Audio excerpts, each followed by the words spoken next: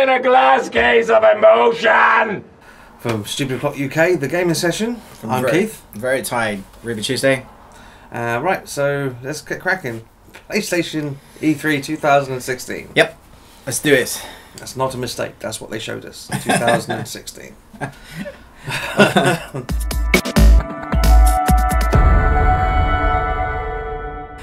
So Uncharted with a sitar. Yeah, they started with sitar, like 5 minutes of sitar, and a really nice water show.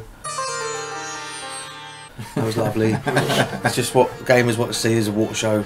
Oh, seriously, that time in the morning. By that point, we've been waiting like 4 or 5 hours between press conferences, shattered anyway, and they start off with sitar music, which was very relaxing. It was relaxing. It didn't help.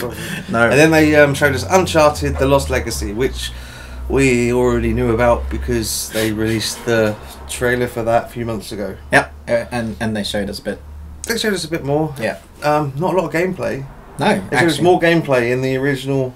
When they originally trailer. showed it, yeah, there was This loads was more cinematic. Yeah, it's Uncharted. You know it's good. I'm assuming this is the first one that wasn't written by the lady that went to EA. Oh yeah, I don't think it is actually. Yeah. And No sign of Nathan Drake or anything. I'm positive. Possibly some of these characters might appear a bit. not sure it's a full game because the price tag is quite The price low, tag's going to so- be $29.99 on release, or at least it is if you pre-order it now on Amazon. A little bit that'll go up. Yeah. But that's currently, we checked out the price. That's where it is at this moment in time. So, they did Shadow Colossus. Shadow of the Colossus, that was a surprise. Yeah, love this game. Of course you do. It's a classic. It's considered one of the greatest of the PlayStation 2 generation. Oh, and then they put it on the PlayStation 3, and because backwards compatibility isn't a thing on PlayStation 4, we now have to buy it again. They're gonna make me buy it. backwards. They're gonna make me buy it a third time. Yeah. Thank you. And then we had DLC. DLC. Oh yeah, DLC for Horizon Zero Dawn. Yeah. The Frozen Wilds. Again, like great game. This DLC is probably very nice. Is DLC the thing to be revealing at E3? No, it isn't. No, unless you're saying that DLC is available now and it's free. Go get it. Yeah. For this weekend, then you can do it. That gives you an excuse. It was at this point Slightly, I started getting worried, and I was hoping that the next segment was gonna be really good. But then they gave us 20 minutes of VR. Yeah, VR games that don't look as good as the VR games they gave us last year. You can be a robot that can help someone just walk along a platform game. Virtual rip-off. Yeah, Yeah, that game's already happened. there's one There's called on The Kinect, Impatient. You can use your arm and stuff like that. Yeah. There's what? One called The Impatient. I was the impatient. Fucking waiting for games. And then they had a Final Fantasy VR fishing thing. Yeah, Final Fantasy VR fishing. That's what you want. Yeah, you don't want more Final Fantasy. Yeah. You want to fish. Yeah, Be you- careful. And then they finished the video, and I tell you what, the room was positively comatose. Actually, that's true because no one clapped. No one clapped. And they No said, one. "Welcome back," blah blah blah blah, and everyone sort of went, Yeah. Yeah, exactly. And then the one that you were really busy like uploading all the crap you didn't want to be uploading. Oh yeah, they showed boring. Call of Duty. I Yeah. didn't see it, Yeah. or paying attention, or care. And then we got more stuff from last year. Zombies. Yeah, Day Gone. Like Day Gone. Days Gone. Again, this game looks great. There's no two ways about it. It looks like someone took The Walking Dead and crossed it with Sons of Anarchy. And let's face it, yes please, take my money. We're sold. Yeah. Yeah, don't get me wrong. Right, we're complaining about Sony, but everything they showed us looked really, really good. Yeah. But we either own it already, or it was shown to us last year. They could have taken half of that stuff last year and probably still killed E3. Yeah. And then like kept half of it, which is nowhere near ready yet for this year, and probably killed E3 again. Yeah. Yep. Yep. Like, they should. You look at this lineup. I keep looking at this lineup and go, how isn't this the best of E3?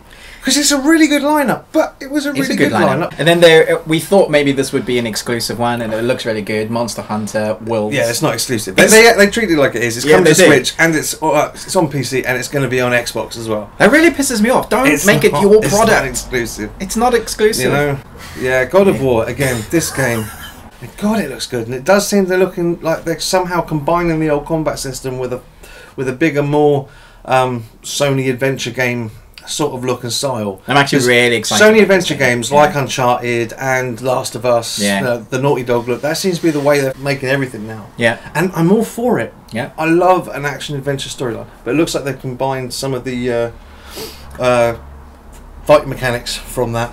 Yeah. So I'm sold on this game. But I was sold in 2016 as well. We were sold last year, come on. We had Marvel vs. Capcom Infinite. Marvel vs. Capcom Infinite. Right, it seems like they've gone, right, no one's been any good at fighting games since Neversoft gave us Mortal Kombat. It was 9, wasn't it? 9. So Mortal Kombat, after they'd said, we're never making any more Mortal Kombat games, out comes Mortal Kombat, or Mortal Kombat 9, and the story mode and everything that they sort of tried to do with Mortal Kombat versus DC Universe came back, and it was glorious.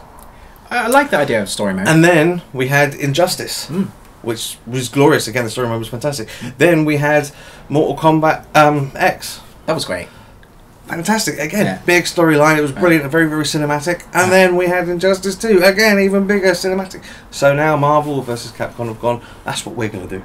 Yep. So now we have a story mode fight. And honestly, they're a little bit late to it. But still, it's a Marvel and Capcom story. So I'm probably going to play it on the basis of this. Detroit was brushed upon last year.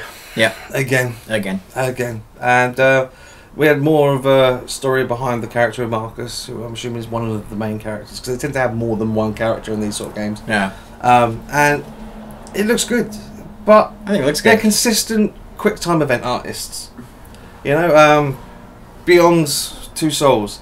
If that's your sort of cup of tea, you're going to love it or hate it. The same with Heavy Rain, and this is going to be more of that sort of set in a cyberpunk style. So, yeah. And then they came back in with Spider-Man. Yeah. Which, you know, was great. They showed us some fantastic gameplay footage. Unfortunately, again, we knew about this last year, and I was really enjoying the gameplay footage until we had quick time events. But there's got to be a way to work these round. I mean, Spider-Man 2, the greatest Spider-Man game ever made, out on the old original PlayStation. I'd kill for a remake of that. Yeah, it was great. It was pretty. Yep. It looked pretty the whole way through, didn't it? It did, yeah. I mean, I want to play it. Skyline looked fantastic. Yep. It really, really did. And, surprise at the end, blink and you'll miss it. Quite literally, we blinked and we missed it. We find out again afterwards. You're not playing as Peter Parker. You are playing as Miles Morales. I don't know whether Donald Glover will be voicing Miles Morales. We'll have to check that out. I can hear a few of you asking that question already. Is it him? Probably will be. Probably will be. He's going to be in the new Spider-Man movie, and he's also playing Miles Morales, I believe, in the Spider-Man animated movie. He is. So he's getting about. Why wouldn't you do that? Like, jump on that. So, overall, it's all good stuff. Everything we're telling you, check the trailers out. They're all fantastic. But they were all fantastic last year. No Last of Us 2, which again is something we already know about. I would have liked to have seen a little bit more than that. Yeah. The cinematic trailer with Ellie playing the guitar is great, but I would like to have seen what the gameplay looks like now. Or even if that's not ready, just another cinematic trailer, just sort of whet that appetite. No news on Final Fantasy. But something new would have been nice. And by new, I don't mean something that is on everybody's stuff. Alright, Microsoft didn't have the greatest showing of personal brand new games. But they did have a couple. They had a couple, and that's what I'm most disappointed about from Sony. I just one. I would have been happy with one. Yeah. So we're at the end of E3. Overall, meh. Kind of crappy. Bethesda crappy. EA kind of crappy. A couple of good games in there for EA though. We'll admit that. Ubisoft, pretty good standard games, and then a couple of surprises. Microsoft, yeah, new console, but we've known about that for the last year since it was leaked last year.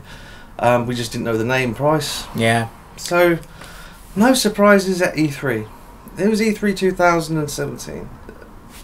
Was actually just a refresher course on E3 2016. In case you missed it. Yeah. And aren't we glad we stayed up for 3 days straight for it? Thanks for that. More games. Right, okay, I'm done. Bye. Yeah. If you're still watching, like, subscribe, and to Keith's stuff and Stupid Clock stuff and our stuff, and we'll put all the links